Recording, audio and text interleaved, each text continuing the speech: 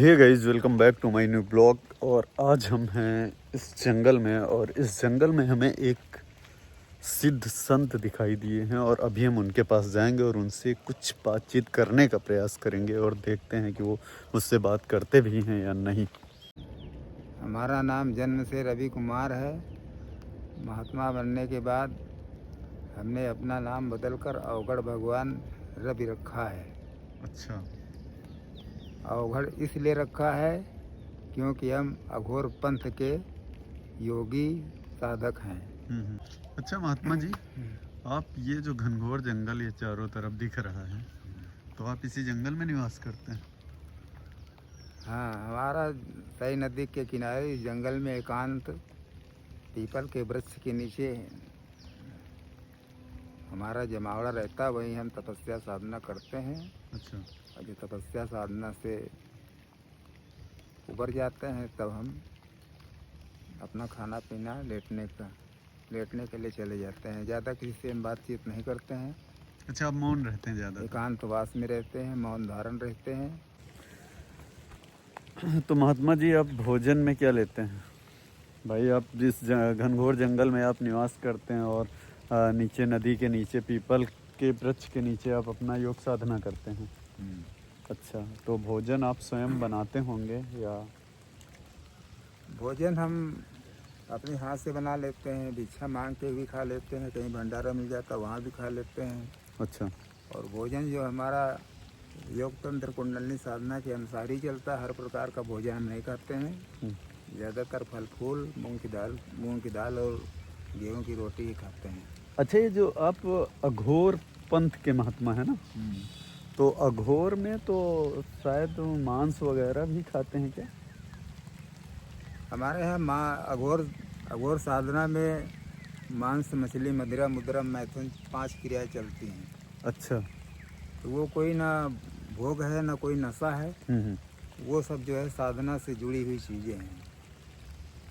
नहीं, जैसे हमने सुना है कि अघोर पंथ में जो है, अघोर साधना में लोग मतलब मुर्दा का भी भक्षण करते हैं क्या? सच में? हाँ, सच है। अच्छा। मुर्दा का मांस खाया जाता है। हाँ। वो शक्ति के जागृत करने के लिए। अच्छा। वो गुस्सा उसके लिए खा कर के कोई भोजन व पेट भरने के लिए नहीं खाया जाता। वो साधनात्मक चीज़ है। अच्छा, तो आपने मतलब उसका भक्षण किया है? हाँ। मुर्दे का? हाँ। अच्छा, तो इसीलिए आप नदी के तट पे ज़्यादा अपनी योग साधना करते हैं, जंगलों में? नदी हो, स्मशान हो, जंगल पहाड़ हो। अच्छा, शमशान में भी आप रहते हैं? शमशान में ही ज़्यादा रहते हैं। शमशान में ही ज़्यादा रहते। तो इस टाइम आप इस नदी का किनारा। अच्छा। और मुर्दों की व्यवस्था अवश्य होनी चाहिए। तो इस टाइम आप इस घनघोर जंगल में, आपका जो है इस समय जमावड़ा है इस टाइम? हाँ। अच्छा, कब से रह रहे हैं इस जंगल में? मतलब कुछ दिनों से? 15 दिन। 15 दिन से। तो फिर अब इस जंगल के बाद आप कहाँ जाएंगे? हम अपनी साधना के लिए नेपाल, भारत में भ्रमण करते रहते हैं। शमशानों में, जंगलों में, पहाड़ों में। अच्छा। गुफाओं में। हाँ हाँ। और जहाँ मुर्दे शमशान घाट नहीं होते हैं, हाँ हाँ, जैसे बहुत बड़ा जंगल है, पहाड़ है, तो वहाँ मनुष्य जात नहीं रहती, मनुष्य की बस्ती नहीं रहती है, तो वहाँ मुर्दे कहाँ से आएंगे? हाँ हाँ। तो वहाँ हम लोग जो है प्रेत प्रेतनियों के द्वारा, शक्ति के द्वारा मुर्दे को मंगवा लेते आकाश मार्ग से।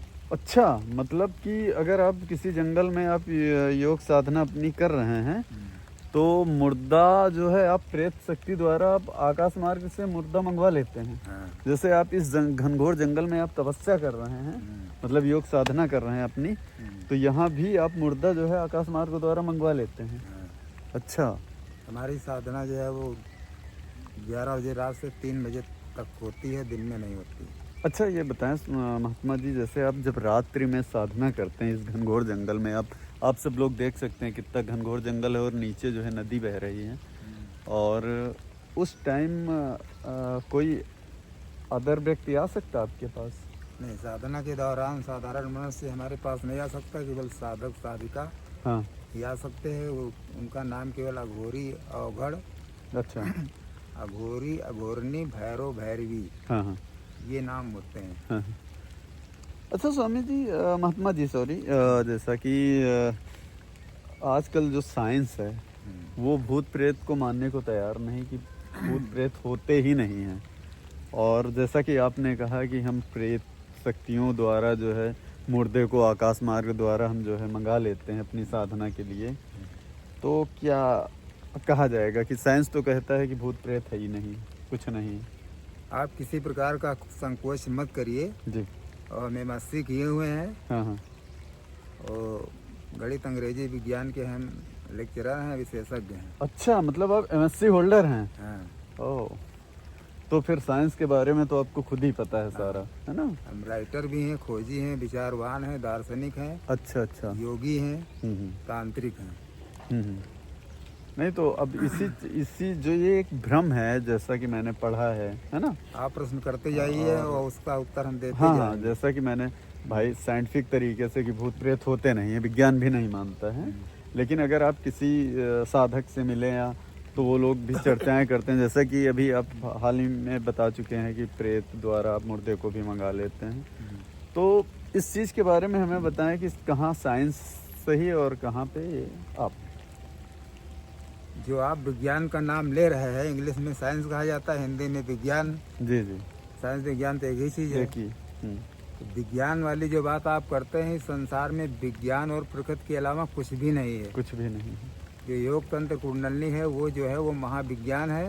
हाँ हाँ लेकिन आज तक जो है पृथ्वी ग्रह पर हाँ हाँ जितने भी देश हैं, हाँ हाँ America, England, Germany, France, Italy, जितने भी यहाँ के जो है वैज्ञानिक हैं, वो जब जो है अपनी प्रयोगशाला में भूमि, जल, वायु, अग्नि, आकाश, ये 5 तत्व हैं स्थूल रूप से। तो आँख, कान, नाक, जीभ, त्वचा, 5 इंद्रियों के द्वारा और ये भूमि, जल, वायु, अग्नि, आकाश के अंतर्गत जो भी तत्व पदार्थ मिलते हैं, अपने वैज्ञानिक उपकरणों के द्वारा, अपने यंत्रों के द्वारा प्रयोगशाला में खोज करते हैं। तो इन सब चीज़ों से योग तंत्र कुंडलिनी के विज्ञान को नहीं पकड़ा जा सकता है, न देखा जा सकता, न अनुभव किया जा सकता, उनकी पहुंच के बाहर है। विज्ञान ये भी है, विज्ञान वो भी है, लेकिन इनका विज्ञान जहाँ से ख़त्म होता है वहीं से हमारा विज्ञान चालू होता है। वो महाविज्ञान है। अच्छा महात्मा जी, जैसे कि आप रात्रि में साधना करते हैं और जैसे कि अगर हम आपसे इच्छा करें कि आज हम भूत प्रेत को देखना चाहते हैं, साक्षात्कार करना चाहते हैं, तो क्या आप हमें दिखाएंगे या हम देख सकते हैं? हमारे अंदर क्षमता रहेगी कि? वो आपका पहले हम उद्देश्य जानेंगे, आप ऐसा क्यों जानना चाहते हैं? नहीं, उद्देश्य में कुछ नहीं, बस सिर्फ देखना है कि भूत हैं नहीं हैं, होते कैसे हैं, बस यही हमें देखना है। तो उसके लिए आपकी पात्रता देखकर, रहन सहन, चाल चलन, स्वभाव देखकर कि हमारे ऊपर कोई हानि ना हो या हमारा कोई दुष्प्रचार ना करें या कोई ऐसा मजाक, हंसी मजाक ना उड़ाए। हाँ। तो ऐसी पात्रता देखकर हम आपको टाइम देंगे, तब ऐसा कर सकते हैं। अच्छा, तो नहीं, वो चीज़ तो हम जो है आपसे भाई हर चीज़ का वादा करके आपके साथ चलेंगे कि हमें देखना है।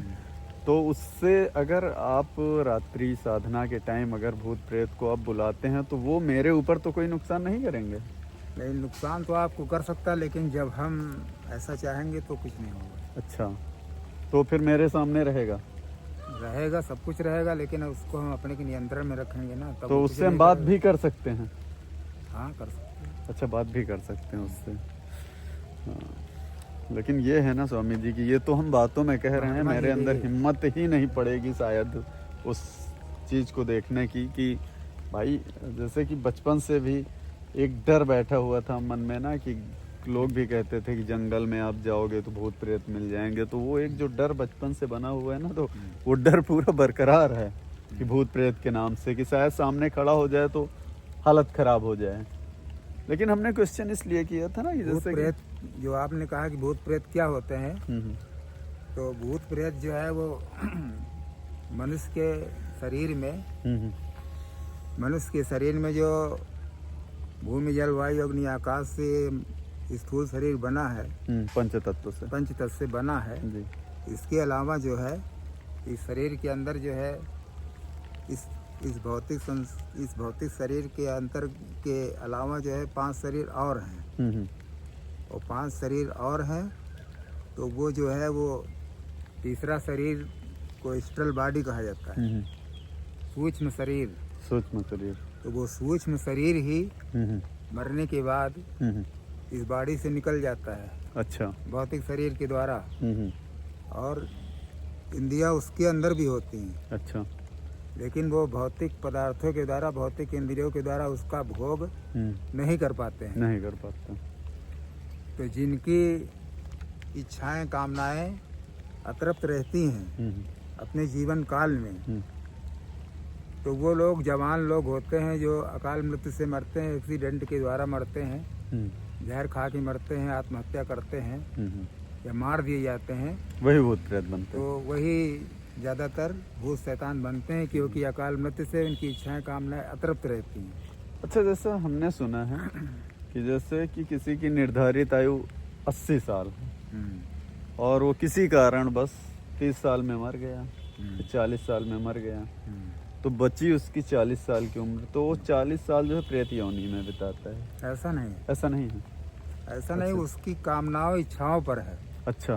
जैसे ही उसकी कामनाएं इच्छाएं खत्म होंगी वैसे ही वो यौन से मुक्त हो जाएगा। नहीं तो अब जैसा एक मानना है कि लोगों का भी कि रिबर्थ, मरने के बाद आदमी दूसरा जन्म लेता है, दूसरा मनुष्य जन्म धारण करता है, तो इस बीच में भाई जैसे वो मनुष्य जन्म में भी तो उसकी इच्छा की पूर्ति हो सकती है ना, कि जैसे मान लो आदमी ने शरीर छोड़ा या एक्सीडेंट से ही मरा, तो उसको जो उसकी इच्छाएं हैं तो भूत योनि में ना जाके उसको दोबारा जन्म भी तो मिल सकता है। मानसिक इच्छाएं मन के द्वारा पूरी हो जाती हैं, लेकिन जो है शारीरिक इच्छा है वो जो है वो शरीर के द्वारा ही पूरी होती है, इंद्रियों के द्वारा ही पूरी होती हैं। हाँ। वो भूत वही बनते हैं जिनकी जो है शारीरिक इच्छाएं जो अतृप्त रहती हैं। तृप्त रहती। हाँ।